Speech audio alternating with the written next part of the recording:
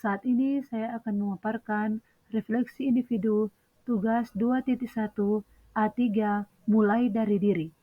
Pembelajaran berdiferensiasi disusun oleh Fitria Ervinawasti Tumewang, CGP Angkatan 9, Kabupaten Minahasa Selatan. Pertanyaan pemantik. Bagaimana seorang guru dapat mengelola kelas dan memenuhi kebutuhan belajar murid-muridnya yang berbeda-beda? Refleksi individu pertama saya.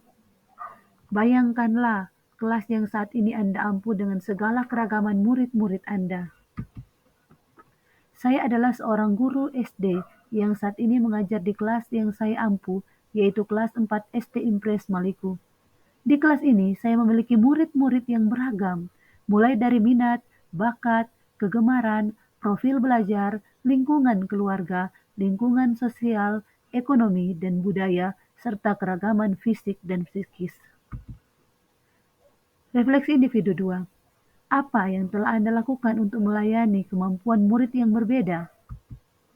Untuk mengakomodir kebutuhan murid yang beragam, saya telah melakukan asesmen awal atau asesmen diagnostik untuk mengetahui kemampuan awal peserta didik.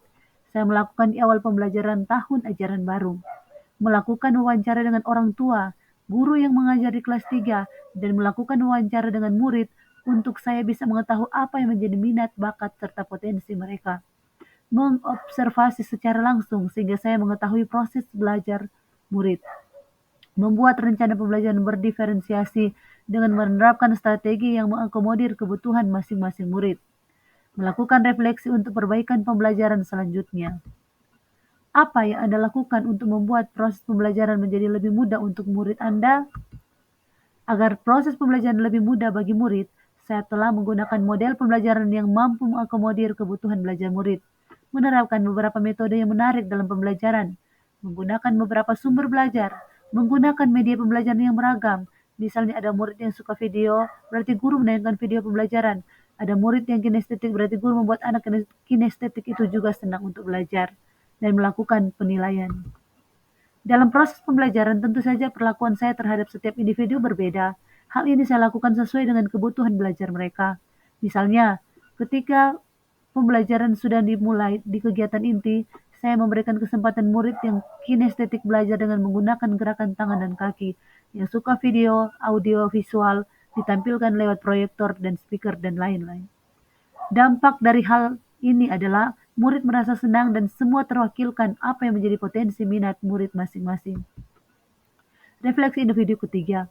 Sebutkan tantangan-tantangan yang Anda hadapi dalam proses pembelajaran di kelas yang disebabkan oleh keragaman murid-murid Anda tersebut. Tantangan yang saya hadapi dalam proses pembelajaran ini misalnya, saya harus membuat RPP berdiferensiasi yang tentunya mengakomodir semua murid agar kebutuhan belajar murid bisa terpenuhi. Waktu yang lebih lama agar setiap kebutuhan murid bisa terwakilkan. Perbedaan minat bakat murid yang harus disesuaikan dengan capaian pembelajaran. Keragaman murid di kelasnya membuat saya harus lebih fokus.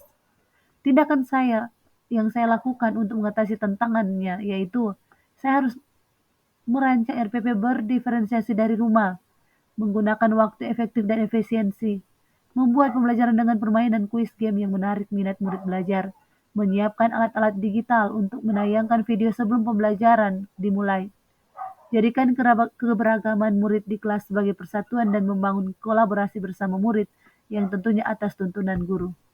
Refleksi individu 4. Menurut Anda, untuk mengakomodasi tantangan yang terkait dengan keragaman murid tersebut, bagaimana seharusnya pembelajaran itu dirancang, dilaksanakan, dan dievaluasi? Untuk mengakomodir tantangan keragaman murid, saya melakukan tindakan, yaitu melakukan pemetaan kebutuhan belajar murid, menyusun rencana pembelajaran berdiferensiasi untuk memenuhi kebutuhan murid yang berbeda-beda, menggunakan media pembelajaran yang menarik yang menunjang kebutuhan belajar murid, melakukan evaluasi dan refleksi kegiatan pembelajaran untuk tindak lanjut selanjutnya. Terima kasih, salam dan bahagia.